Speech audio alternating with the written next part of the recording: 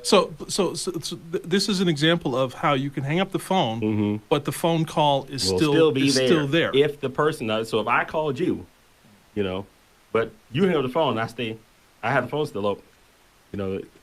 So how do you end the call then if you hang up the phone and the call is still there? Well, back in the past, they had these relays that would have delay how long the phone would, the circuit. You know, when you're talking on the phone, it's an electric circuit. So back in the past, so it would delay how long it would take before it closed out, and it would be, you know, a few seconds, you know, back in the past. In other places, it's 2 minutes. 2 minutes. Yes. 2 to 3 minutes, actually. So you would have to hang up the phone and leave it on the hook, like hung up, for 2 to 3 minutes to completely close that circuit, line. Because they said, well, if the person is on hold. So it was, let's see, I remember it said caller subscribe held. That's the name of the service. So kind of like you have three-way calling.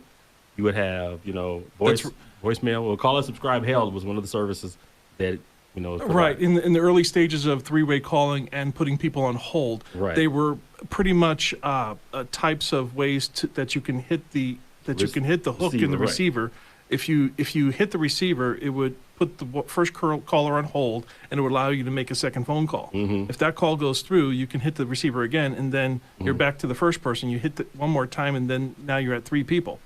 So now it's a series of clicks where if you just hang up the phone now the phone company has to come up with some sort of thing that would say, okay, are they hanging up the phone? Or are they about to make another call? Do they want to put this person on hold? Exactly. You know, so that's when that was around the time. This was like 25 years ago, because I spoke to a couple of people in preparation for this show, and they remember those days. Now we're not talking, you mentioned digital. This is analog versus digital. This is not for digital systems. So if you get your phone system through a cable company, or if you have a DSL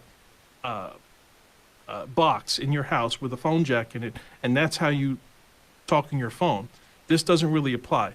This applies to the phone jack that is on your wall, and you connect a phone directly to that phone jack with no other with no other boxes or any other interference. Am I correct? Right.